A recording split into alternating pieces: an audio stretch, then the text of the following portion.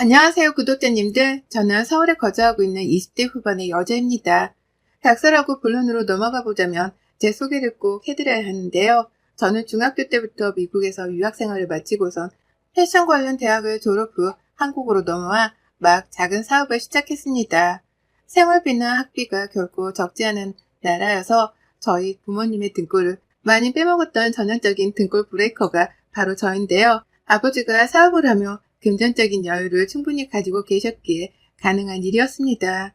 얼른 돈 벌어 부모님께 차근히 갚아드리며 효도하며 사는 게 제 일이라고 생각하는 사람이었어요. 부모님께서도 딸이랑 같이 나이 들어서까지 오손도손 사는 걸 바라는 평범한 분들이셨고요. 이런 제가 조금은 일찍 결혼하고자 했어요. 부모님께서도 많이 놀란 눈치셨을 만큼 사실 저도 결혼이 일이 급작스레 진행이 될 줄은 몰랐었답니다. 결혼하려는 상대 애비신랑은 미국에서 대학을 다닐 적에 만난 친구였어요. 이 글에서 간단 명료하게 남친이라고 써보겠습니다. 남친은 한국에서 대학을 다니는 학생이었고 군대까지 다 제대하고 난 후 교환학생으로 잠시 미국에 건너온 케이스였습니다. 서로 다른 대학을 다니는 중이어서 캠퍼스 내에서 만날 일은 없었으나 제가 친구를 따라서 한인교회에 따라갔다가 처음 보게 되었어요. 그냥 제 눈엔 평범했어요. 늦은 나이에 교환학생으로 온 터라 좋은 대학을 다니고 있긴 했으나 영어가 여전히 서툴렀고 한인 3, 4세들이 영어로 대화를 나누는 틈에서 멋쩍어하며 웃던 남친이 안쓰러워 보이기도 했었는데요. 그런 제 마음을 눈치챈 거지 먼저 다가와 영어도 물어보고 맛집도 알려달라고 하고 또 학교 투어도 시켜달라고 하며 친근스럽게 다가와 주더라고요. 그렇게 친하게 지내다 남친이 한국으로 돌아가게 되면서 영영 못 만나는 줄 알았는데 한국에 와서 다시 친구를 만나기 시작했다가 연인이 되었어요. 교제가 시작되자마자 적극적으로 저를 보고 싶어하는 남친의 어머님도 몇 번이나 만났었고 오죽했음 남친의 누나까지 만나본 적도 있었답니다. 그냥 커피 한 잔을 사주고 싶었다면서 불러주시길래 전 큰 뜻이 없이 남친을 따라 나가 만난 것이었죠. 하지만 이런 식의 가족 간의 만남이 자주 일어나다 보니 자연스레 가족이 되어가더라고요. 진짜 피까지 섞인 찐스러운 가족이 아니라 당연스레 참석을 하고 자리를 지켜야 하는 가족 구성원의 일부가 되어 있었던 겁니다. 시부모라고 부르기도 민망한 남친네 부모님 생신 때에도 그리고 누나라는 사람의 취업 합격 자리에도 그렇고 언젠가부터는 제가 꼭 껴있었어요.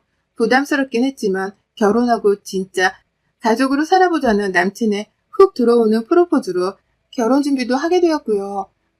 아직 사업을 일구고 부모님께 효도해가면서 쭉 싱글라이프를 즐기며 지낼 시간들이 너무 많은 저였습니다. 그래서인지 제가 결혼을 하겠다고 하니 부모님께서도 많이 놀라셨었죠. 벌써 딸아이가 가족품을 벗어나는 건가 싶어서 괜시리 울컥하셨던 모양이더라고요. 하지만 저는 미련스럽게도 속으론 결혼이 좀 이른 것 같다고 생각을 했음에도 불구하고 남친이 하자는 대로 끌려가고만 있었어요. 워낙 말이 애초에 많은 사람이기도 했고 좋은 말로 표현하면 부침성이 좋은 편이어서 뭔가 저를 설득하면 제가 홀레당 넘어가 버리곤 했거든요. 결혼도 처음에야 낯설어서 고민이 많지만 막상 결혼해서 같이 살다 보면 이보다 좋은 게 또 있을까 싶은 게 결혼이라다 뭐라나. 한번 결혼해봤던 사람이 마냥 아는 척을 해가면서 상견례 날짜부터 잡아달라 보채는데 그냥 이 사람을 따라가기만 하면 내가 결혼도 잘 해내고 잘 살고 있겠구나 싶었습니다. 오랜 시간 타지에서 유학을 하면 외롭다고 느낀 시절들이 너무 많아서 그런지 더 이상 저를 외롭게 해주지 않는 남친의 존재가 은근슬쩍 기대도 되고 힘도 되었죠. 그렇게 상견례 날짜는 저희 쪽에서 잡았어요. 부모님도 얼떨결에 결혼을 하긴 하냐면서 날짜를 잡아오셨고 저는 저대로 진짜 상견례를 하냐면서 긴장되는 마음으로 준비를 하고 있었습니다. 사실 긴장을 했다기보다는 마음 한켠이 계속 찝찝했다는 표현이 더 정확했겠네요. 은근슬쩍 불안하고 은근히 신경 쓰이는 것이 계속해서 상견례 자리가 찝찝한 거예요. 뭔가 일이 생길 것만 같은 기분이 확 드는 것이 말이죠. 왜 이런 마음이 계속해서 드는 걸까 싶어 스스로도 고민을 했는데요. 더 고민할 필요도 없더라고요. 제가 계속 다가오는 상견례에 걱정을 하고 있었던 건 바로 저희 시어머니가 되실 것으로 추정이 되는 애비 시모의 태도 때문이었습니다.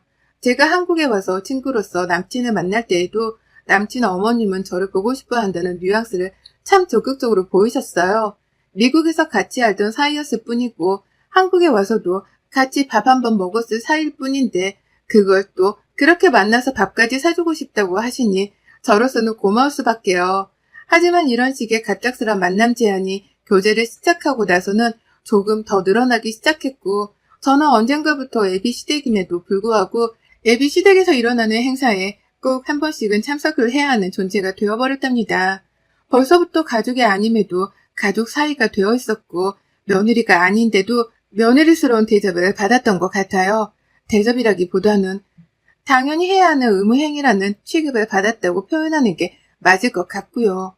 어릴 적부터 미국에 나가서 유학생활을 했다는 것에 무척이나 신기해하셨고, 제가 학비 비싼 곳으로 유명한 대학까지 진학을 한 것에 대해서는 한 번씩 꼭 이해가 안 간다는 식으로 말을 돌려가기도 하셨습니다. 부모님이 많이 힘드셨겠네. 아이고, 살맛도 안 나셨겠다. 라고 하시면서 저를 마냥 부모님께 불행만 안겨드린 등골 브레이커 취급을 한 번도 아니고 여러 번씩 하셨어요. 감히 저희 부모님 마음이 이해가 안 간다며 한숨을 쉬어대며 바라보기도 하셨고요. 저희 부모님 정말 저 때문에 돈 하나 많이 쓰고 사시느라 분명 힘드신 것도 많으셨을 겁니다. 저도 잘 알아요. 제가 바로 부모님의 돈으로 학비를 낸 장본인이니까요. 하지만 저희 아버지도 사업을 하시며 성공하신 분이시고 금전적인 여유가 있었기 때문에 먼저 저를 외국으로 보내시며 유학까지 시켜주신 것이었습니다. 그 덕분에 저도 좋은 대학 나와 저 스스로 이름 걸고 사업할 수 있는 자격이 되었고요. 근데 그걸 꼭 한심하다 못해 이해할 수 없는 짓거리라는 듯 바라보는 시어머니의 태도가 늘 불쾌했어요. 은근히 우리 부모님을 까내리는 것만 같아 더 듣고 싶지도 않았고요.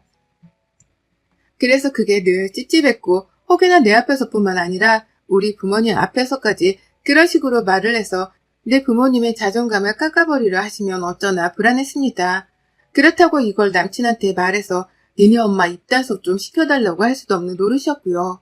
제가 외동딸이라서 이런 고민을 어디다 털어놓을 수도 없고 정말 미칠 노릇이었죠. 그러다 결국 상견례 날짜가 다가왔습니다. 정말 긴장이 되었고 저 따라 부모님도 긴장을 많이 하셨어요.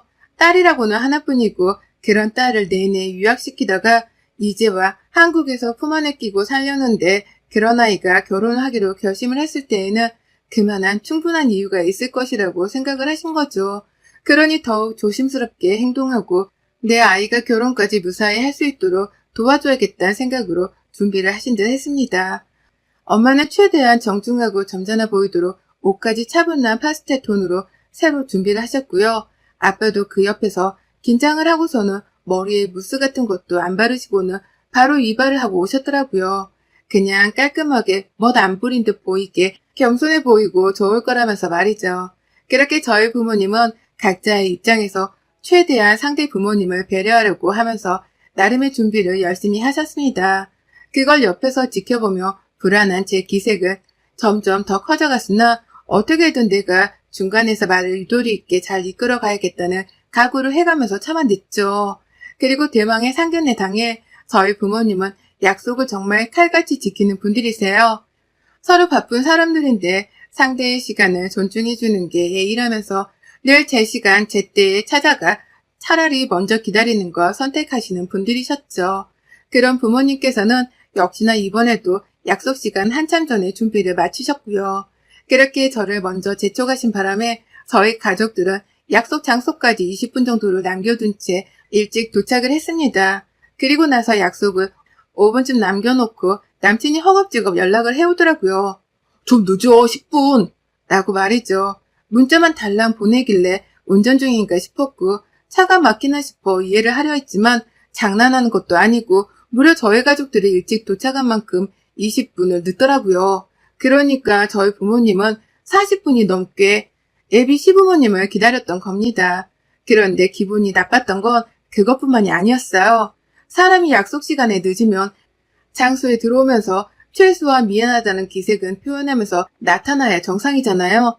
그도 아니면 최소한 왜 늦은 건지 이해가 가도록 변명이라도 해야 하는 게 맞는 거고요. 그런데 애비씨 들어오자마자 기다리고 있는 저희 부모님 쪽으로 고개를 돌리지도 않고 혼자 쿨하게 대단히 뽀대나는 척을 해가면서 자기 자리를 찾대요. 그러니 저희 부모님은 인사할 타이밍을 놓쳐서는 끝까지 눈 마주치고 인사를 해보겠다며 예비 시모 눈동자만 졸졸 따라다니셨고요. 그렇게 자리에 앉은 시모는 저희 엄마 앞에 그리고 예비 시모는 저희 아빠 앞에 자리를 잡으셨습니다. 남친은 미안해 죽겠다며 어쩔 줄을 몰라하며 숨을 차하며 저와 저희 부모님을 쳐다봤어요. 제 표정이 좀 굳어있자 죄송합니다. 차가 너무 막혀서 라며 멋쩍어 했는데 그때 옆에서 예비 시어머니가 말씀하셨어요. 아이고 늦을 수도 있지 뭘 그런 걸로 죄송하다고 죄인마냥 그러냐 너는? 라고 말했죠. 저희 부모님이랑 기싸움이라도 해보겠다는 사람 같더라고요. 먼저 사과 같은 건 하면 안 된다고 생각을 하시는 건지 늦어서 죄송하다 그 말 한마디를 끝까지 하지 않으셨답니다.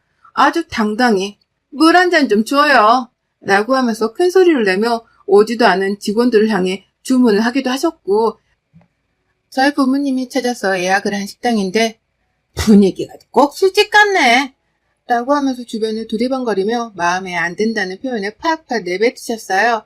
저희 부모님이 평소에 지인들이랑 같이 분위기를 내보려고만 가는 단골 식당이었거든요. 가격대도 무조건 정식 코스로 20만 원이 넘는 곳이었고요.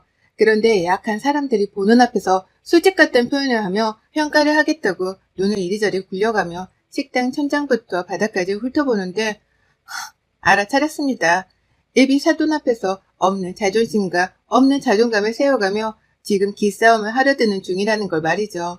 한눈에 보더라도 곱게 비싼 옷을 차려입은 저희 엄마와는 달리 예비 시모는 어디서 색깔을 껴맞춰 온 건지 지저분해 보이는 옷을 정장이라고 차려입고 나타났는데요.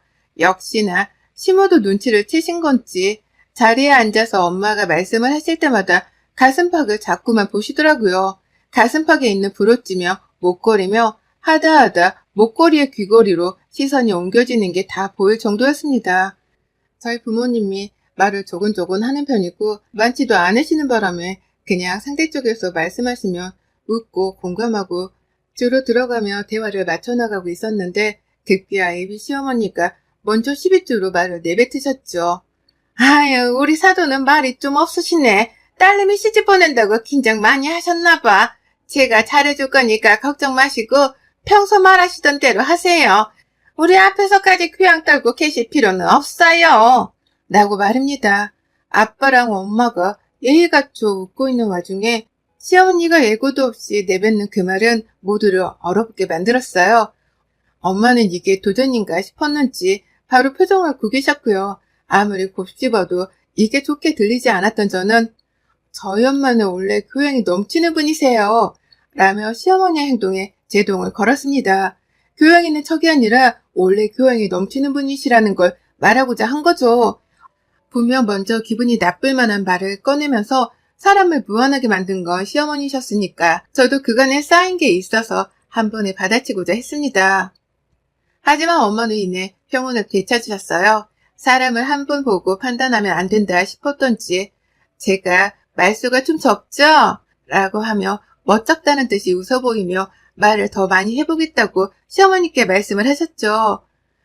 엄마의 유연한 대응에 분위기가 차가워질 뻔하다가 조금은 진정이 되었고요. 하지만 그게 끝이 아니었습니다. 밥이 나왔는데요. 뼈가 붙어있는 갈비가 나왔거든요.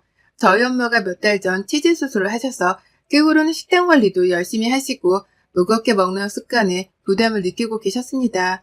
하지만 그럼에도 불구하고 상견례 자리라서 그랬는지 다 같이 뭐라도 먹어가면서 분위기를 따르려고 하셨죠. 고기가 오래 삶아 부드러웠던 바람에 뼈를 굳이 손으로 발라먹을 필요도 없이 칼질을 해서 쉽게 찢어먹을 수 있었습니다. 여기는 원래 그렇게 먹는 식당이었고 규칙이란 건 없는 거니 그냥 자기 마음대로 갈비를 뜯어먹으면 그만이었어요. 그런데 엄마가 그렇게 칼질을 하며 갈비를 먹고 있으니 앞에서 시어머니가 저희 엄마 먹는 걸 보시고는 갑자기 행동에 미동도 없으시더라고요. 누가 봐도 저희 엄마를 빤히 쳐다보고 있다는 걸 티내려는 사람이 마냥 앞에서 입까지 벌려가면서 저희 엄마의 행동을 찬찬히 살펴보시는 겁니다. 눈가에는 무시하려고 하는 듯한 낌새가 빤히 보였고요. 그래서 저도 긴장을 하며 시어머니를 지켜봤어요. 여기서 또 무슨 막말이라도 하면 제가 그때는 더는 못 봐주겠다며 자리를 박차고 일어날 참이었으니까요. 근데 저희 엄마 진짜 고단수시더라고요. 아까도 시어머니가 말이 좀 없는 것 같다고 교양 떨 필요가 없다는 발언을 하셨을 때에도 가만히 계셨던 분이셨는데 그게 다 본인이 참고 있다는 걸 보이려는 의도였더라고요. 애비 시모가 본인은 신기하다는 듯이 보고 있다는 게 느껴진 건지 엄마는 아무것도 모른 척을 하고 계시다가 한순간에 칼질하던 걸 그릇 위에 탁 하는 소리를 내며 내려놓으시고는 시어머니를 쳐다봤어요. 무슨 하실 말씀이라도? 라는 공격적인 반말로 말이죠. 저희 엄마를 만만하게 보고 계셨던 시어머니는 엄마의 갑작스러운 한방에 당황을 하더니만 역시나 자존심 굽히지 않으려는지 바로 말대답을 하시더라고요. 아니 그렇잖아요. 누가 갈비 먹는데 칼질을 해. 아까부터 자꾸 이러시네. 제 앞에서 교양 떨지 않아도 된다니까요. 라고 말이죠. 살얼음판이었습니다. 분위기는 흡사. 남극기지 한복판과 다름이 없었을 정도로 살얼음이 여기저기 껴가기 시작했어요. 누구 하나라도 싸우자고 하면 패싸움이 시작될 것만 같은 아찔아찔한 분위기가 펼쳐가고 있던 그 와중에 엄마가 갑자기 절 보면서 웃으시더라고요. 시어머니가 아니라 저를 보다가 저희 아빠를 보면서 말이죠. 그러니 저도 영문을 모른 채 엄마를 보며 괜찮냐는 눈빛을 보내며 웃었는데 엄마가 그러시는 거예요. 내가 참 내 마음대로 음식을 먹겠다는데 주제 파악도 못하고 참견해대는 사람을 오랜만에 보네. 예전에 네 고모가 나한테 그랬었는데 자리가 조심스러워 음식을 가려 먹었더니만 예쁜 척 한다고 입이 가오리 마냥 튀어나와서 말이지. 근데 여기 똑같은 게 또 있네. 라고 말입니다. 모두가 일제히 시어머니와 저희 엄마를 번갈아 보며 분위기 파악을 하느라 눈동자가 분주했습니다.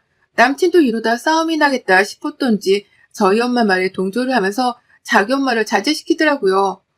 엄마, 이런 건 교양을 떨고 말고의 문제가 아니라 손에 갈비 양념을 묻힐 건지 말 건지 그걸 생각하는 게 먼저인 거야. 고기를 오래 삶아 부드러워서 칼질을 해도 쉽게 벗겨진다고. 라고 하면서 이 자리에서 시어머니 한 사람만 빼고서 다 쉽게 칼질을 하고 있다는 걸 말했어요. 그러자 시어머니 자기 혼자 손으로 양념 뒤집어가면서 갈비를 뜯고 있었는데 죄다 칼질로 쉽게 고기를 분리하며 손 깔끔하게 먹고 있는 걸 보시고서는 그제서야 얼굴이 후끈 달아오르셨더라고요. 아니, 누가 갈비를 칼로 뜯어? 이건 손으로 뜯어야 제맛이지.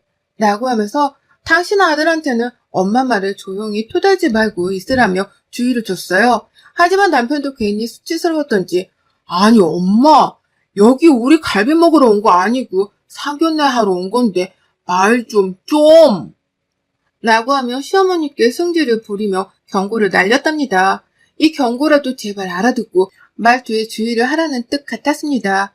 하지만 저희 엄마의 마음은 이미 수틀린 지 오래였어요. 왠지 모르게 평온하다 못해 여유가 넘치던 엄마의 표정, 당황하고 낯뜨거워하는 시어머니의 지저분한 손을 보면서 눈썹을 아주 여유롭게 살짝 찡그려 보던 엄마. 그런 엄마가 정말 아주 인자한 목소리로 저를 부르시더라고요. 지원아! 라고 말이죠. 저랑 아빠는 바로 눈치를 깠습니다.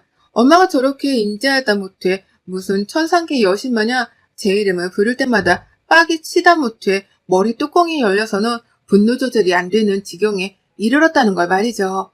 전 바로 꼬리를 내리고서는 엄마의 부름에 대답했어요. 엄마 왜? 라고 하면서 안절부절을 못한 채요. 옆에서 아빠는 물이라도 줄까? 밖에서 바람 좀 쐬고 올래? 라고 하며 엄마의 화를 가라앉히겠다고 먼저 자리를 일어나 엄마 쪽으로 가 뭐라도 비유를 맞춰드리려고 했는데요. 그때 엄마는 여전히 평온한 목소리로 나지막히 시어머니를 노려보시며 한 방을 시원하게 날려버리셨습니다. 엄마가 그러셨어요. 아참, 개밥 주는 걸 깜빡했네. 엄마 개밥 주러 가니까 알아서 정리하고 와. 라고 말입니다. 그리고는 엄마가 핸드폰을 챙기고서는 정말 아주 우아하게 김희애가 레드카펫을 걷는 것처럼 여배우 마냥 아주 우아하게 자리를 박차고 일어나셨습니다. 갈비에 손을 대지 않고서 양념이 묻어나지도 않았는데 시어머니 보라며 일부러 옆에 있던 물수건을 집어 드시더라고요. 그러더니만 시어머니를 여전히 하찮다는 표정으로 노려보시면서 물수건으로 자신의 손을 아주 우아하게 닦아내시는데 와, 정말 이렇게 교양 있고 얌전하게 상대방을 엿먹을 수가 있구나 싶어 엄마의 대응에 2번, 3번 놀래버렸습니다. 물수건으로 손을 다 닦은 엄마는 개밥을 빨리 줘야 한다고 그것만큼 중요한 일이 또 있냐며 자리를 나서셨고 나가다 말고 물수건을 들고서는 다시 시어머니의 자리로 돌아와선 마지막 말을 내뱉으셨어요. 좀 닦던가. 여기가 시장 바닥도 아니고.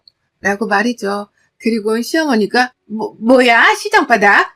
지금 나한테 한 말이에요? 라고 하면서 쪽이팔려 불같이 화를 내시는 것 보고도 무시를 하고선 식당을 빠져나가셨어요.